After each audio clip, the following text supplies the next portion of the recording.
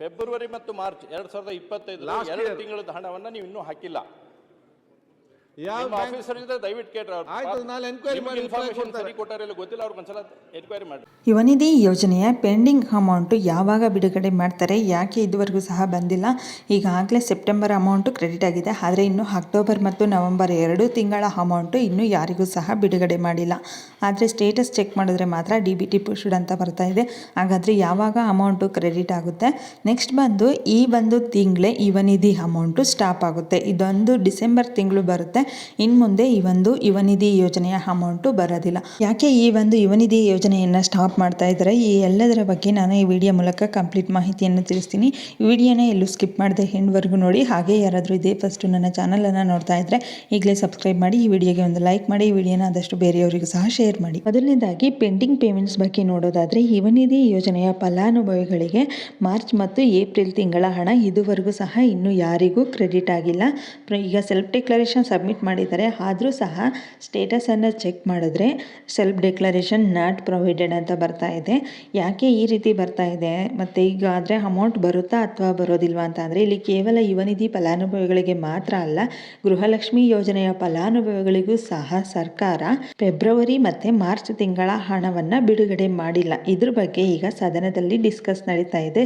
ಈ ಗೃಹಲಕ್ಷ್ಮಿ ಯೋಜನೆಯ ಫೆಬ್ರವರಿ ಮತ್ತು ಮಾರ್ಚ್ ತಿಂಗಳ ಅಮೌಂಟು ಬಂದಿಲ್ಲ ಅಂತ ಲಕ್ಷ್ಮೀ ಹೆಬ್ಬಾಳ್ಕರ್ ಅವರಿಗೆ ಕ್ವಶನನ್ನು ಮಾಡ್ತಾ ಇದ್ದಾರೆ. ಆದರೆ ಲಕ್ಷ್ಮೀ ಹೆಬ್ಬಾಳ್ಕರ್ ಅವರು, ನಾವು ಈಗಾಗಲೇ ಆಗಸ್ಟ್ವರೆಗೂ ಸಹ ಎಲ್ಲ ಕಂತಿನ ಹಣವನ್ನು ಗೃಹಲಕ್ಷ್ಮಿ ಫಲಾನುಭವಿಗಳಿಗೆ ತಲುಪಿಸಿದ್ದೇವೆ ಅಂತ ಹೇಳ್ತಾ ಇದ್ದಾರೆ.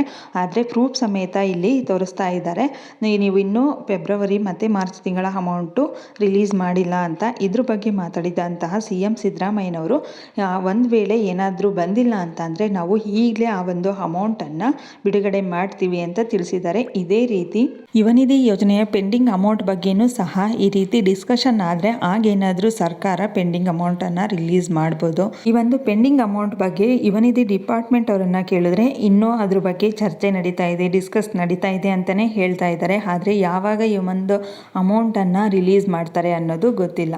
ಇದ್ರ ಬಗ್ಗೆ ನಿಮ್ಮ ಅನಿಸಿಕೆಯನ್ನು ಕಮೆಂಟ್ ಮಾಡಿ. ನೆಕ್ಸ್ಟು ಅಕ್ಟೋಬರ್ ಮತ್ತು ನವೆಂಬರ್ ತಿಂಗಳ ಪೇಮೆಂಟ್ಸ್ ಬಗ್ಗೆ ನೋಡೋದಾದರೆ, ಸ್ಟೇಟಸ್ಸು ಅಪ್ಡೇಟ್ ಮಾಡಿದ್ದಾರೆ. ಅಕ್ಟೋಬರ್ ಮತ್ತು ನವೆಂಬರ್ ತಿಂಗಳ ಸ್ಟೇಟಸನ್ನು ನೀವು ಚೆಕ್ ಮಾಡ್ಬೋದು. ಈ ಸ್ಟೇಟಸನ್ನು ಚೆಕ್ ಮಾಡಿದಾಗ ಸ್ಟೇಟಸಲ್ಲಿ DBT ಪುಷ್ಡ್ ಅಂತ ಬರ್ತಾ ಇದೆ, ಪ್ರೆಸೆಂಟ್ ಸ್ಟೇಟಸ್ ಹಾಗೆ ಪೇಮೆಂಟ್ ಸ್ಟೇಟಸ್ಸು ಪೆಂಡಿಂಗ್ ಅಂತ ಇದೆ. ಈ ರೀತಿ ಬಂದ ಮೇಲೆ ನಿಮಗೆ ಈಗಾಗಲೇ DBTಗೆ ಅಮೌಂಟನ್ನು ರಿಲೀಸ್ ಮಾಡಿರ್ತಾರೆ, ಅಮೌಂಟು ಕ್ರೆಡಿಟ್ ಆಗುತ್ತೆ. ಈಗಾಗಲೇ ಕ್ರೆಡಿಟ್ ಆಗಬೇಕಿತ್ತು, ಆದರೆ ಇದ್ರ ಬಗ್ಗೆ ಯುವನಿಧಿ ಡಿಪಾರ್ಟ್ಮೆಂಟ್ ಅವರನ್ನು ಕೇಳಿದಾಗ ಈ ವೀಕಲ್ಲಿ ಕ್ರೆಡಿಟ್ ಆಗುತ್ತೆ, ನೆಕ್ಸ್ಟ್ ವೀಕಲ್ಲಿ ಕ್ರೆಡಿಟ್ ಆಗುತ್ತೆ ಅಂತಲೇ ಹೇಳ್ತಾ ಇದ್ದಾರೆ. ಯಾಕೆ ಈ ರೀತಿ ತಡ ಆಗ್ತಾ ಇದೆ ಅಂತಲೂ ರೀಸನ್ ಕೊಡ್ತಾ ಇಲ್ಲ. ಆದರೆ ಎಷ್ಟೇ ತಡ ಆದರೂ ಸಹ ನಿಮಗೆ DBT ಪುಷ್ಡ್ ಆಗಿದೆ ಅಂತ ಅಂದರೆ 100% ಅಮೌಂಟು ಬಂದೇ ಬರುತ್ತೆ. ನೆಕ್ಸ್ಟ್ ಈಗಾಗಲೇ ತಿಳಿಸಿದ ಹಾಗೆ ಈ ಡಿಸೆಂಬರ್ ತಿಂಗಳು ಮುಗಿದ ಮೇಲೆ ಯುವನಿಧಿ ಯೋಜನೆಯನ್ನು ಸ್ಟಾಪ್ ಮಾಡ್ತಾ ಇದ್ದಾರೆ ಅಂತ ಹೇಳಿದೆ. ಹಾಗಾದರೆ ಯಾಕೆ ಯುವನಿಧಿ ಯೋಜನೆಯನ್ನು ಸ್ಟಾಪ್ ಮಾಡ್ತಾ ಇದ್ದಾರೆ ಅಂತ ಅಂದರೆ, ಈ ಯುವನಿಧಿ ಯೋಜನೆ ಸ್ಟಾರ್ಟ್ ಆಗಿ ಈ ಡಿಸೆಂಬರ್ ತಿಂಗಳಿಗೆ 2 ವರ್ಷ ಕಂಪ್ಲೀಟ್ ಆಗುತ್ತೆ. ಅವರು ಹೇಳಿರೋ ಪ್ರಕಾರ ಯುವನಿಧಿ ಯೋಜನೆ ರೂಲ್ಸ್ ಪ್ರಕಾರ 2 ವರ್ಷ ಮಾತ್ರ ನಾವು ಯುವನಿಧಿ ಯೋಜನೆಯ ಅಮೌಂಟನ್ನು ಕೊಡ್ತೀವಿ ಅಂತ ತಿಳಿಸಿದ್ರು. ಅದೇ ರೀತಿ ಈ ಡಿಸೆಂಬರ್ ತಿಂಗಳಿಗೆ ಯಾರೆಲ್ಲ ಡಿಸೆಂಬರ್ ತಿಂಗಳಲ್ಲಿ ಅರ್ಜಿ ಹಾಕಿ ಅಮೌಂಟನ್ನು ಪಡ್ಕೊಂಡಿದ್ರು ಅಂಥವರು ಈ ಡಿಸೆಂಬರ್ ತಿಂಗಳು ನಿಮಗೆ ಅಮೌಂಟ್ ಬರೋದು ಲಾಸ್ಟ್. ಬೇರೆಯವರೆಲ್ಲ ಈಗ ಮಾರ್ಚು ಅಥವಾ ಫೆಬ್ರವರಿ ಬೇರೆ ಬೇರೆ ತಿಂಗಳಲ್ಲಿ ಸಬ್ಮಿಟ್ ಮಾಡ್ತಿರಲ್ಲ, ಅಂಥವರಿಗೆ ನೆಕ್ಸ್ಟ್ ನಿಮಗೆ 2 ವರ್ಷ ಯಾವ ತಿಂಗಳಿಗೆ ಕಂಪ್ಲೀಟ್ ಆಗುತ್ತೋ ಆಗ ನಿಮಗೆ ಸ್ಟಾಪ್ ಮಾಡ್ತಾರೆ. ನೆಕ್ಸ್ಟ್ ನೀವು ಸೆಲ್ಫ್ ಡಿಕ್ಲರೇಷನ್ ಫಾರ್ಮೇಟಲ್ಲಿ ಈ ಪರ್ಸೆಂಟೇಜ್ ಅಪ್ಲೋಡ್ ಮಾಡೋಕ್ಕೆ ಆಗ್ತಾ ಇರಲಿಲ್ಲ CGPA ಇರೋ ಅಂಥವ್ರಿಗೆ, ಅದನ್ನು ಸಹ ಈಗ ಅಪ್ಡೇಟ್ ಮಾಡಿದ್ದಾರೆ. ನಿಮಗೆ CGPA ಇದೆ ಅಂತ ಅಂದರೆ ಅದ್ರ ಪ್ರಕಾರನೇ ನೀವು ಎಂಟ್ರಿ ಮಾಡಿ, ಅಥವಾ ನಿಮಗೆ ಪರ್ಸೆಂಟೇಜ್ ಇದೆ ಅಂದರೆ ಪರ್ಸೆಂಟೇಜ್ ಪ್ರಕಾರ ನೀವು ಎಂಟ್ರಿ ಮಾಡಿ ಸೆಲ್ಫ್ ಡಿಕ್ಲರೇಷನನ್ನು ಸಬ್ಮಿಟ್ ಮಾಡೋದು. ಇದೇ ತಿಂಗಳ 25ನೇ ತಾರೀಕು ಲಾಸ್ಟ್ ಡೇಟ್ ಆಗಿರುತ್ತೆ. ಇದುವರೆಗೂ ಯಾರು ಇನ್ನೂ ಸಬ್ಮಿಟ್ ಮಾಡಿಲ್ವ ಸೆಲ್ಫ್ ಡಿಕ್ಲರೇಷನನ್ನು, ತಪ್ಪದೆ ಪ್ರತಿಯೊಬ್ಬರು ಸಹ 25ನೇ ತಾರೀಕಿನ ಒಳಗಡೆ ಸೆಲ್ಫ್ ಡಿಕ್ಲರೇಷನನ್ನು ಸಬ್ಮಿಟ್ ಮಾಡಿ.